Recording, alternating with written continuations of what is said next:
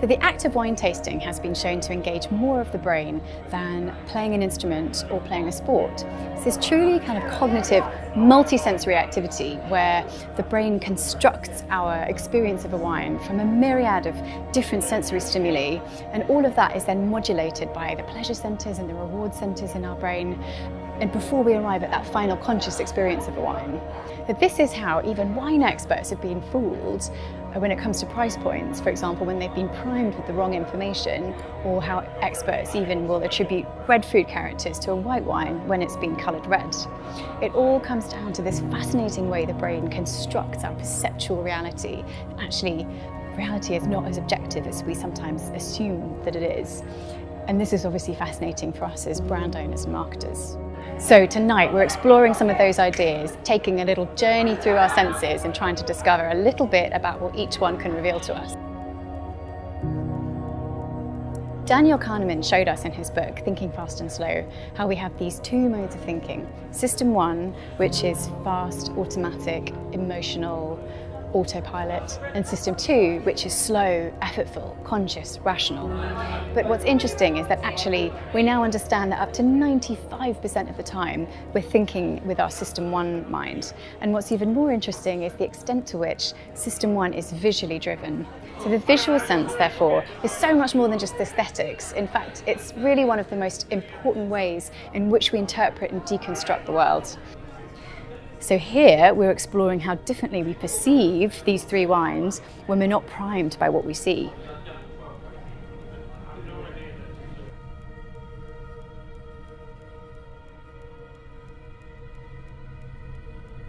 Smell is the one sense that connects directly into the limbic system. That's the part of the brain involved in emotion and memory. So through this aroma smelling game, we can really bring that to life and understand just how powerful that is, remembering it's the same mechanism at work when we engage in emotional storytelling.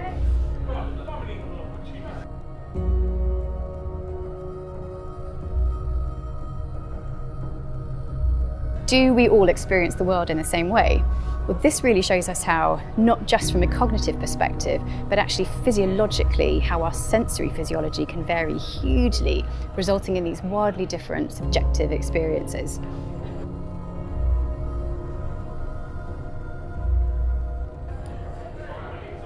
Thin slicing. Thin slicing is the ability of the unconscious mind to extrapolate huge amounts of information from the tiniest details, these thin slices of experience. This idea the devil's kind of really in the details. Professor Charles Spence shows us with this amazing experiment that we can actually tell the difference between champagne, cava and sparkling water just by the sound that it makes.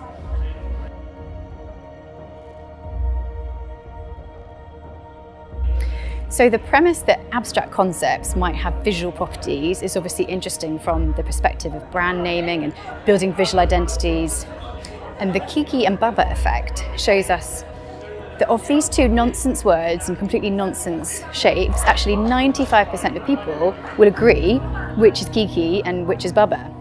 So here we're taking a sensory experience and applying this Quirky and Bubba effect and seeing, do we know which of these two contrasting wines we're talking about if we express it merely in abstract shapes?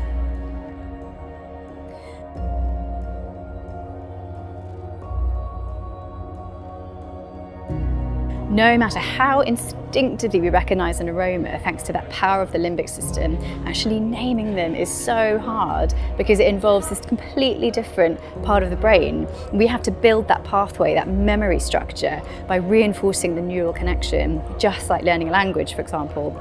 So here our guests are having the opportunity to encode their scent memory with these 12 scents of Christmas and also learn about where to come across them in different wines.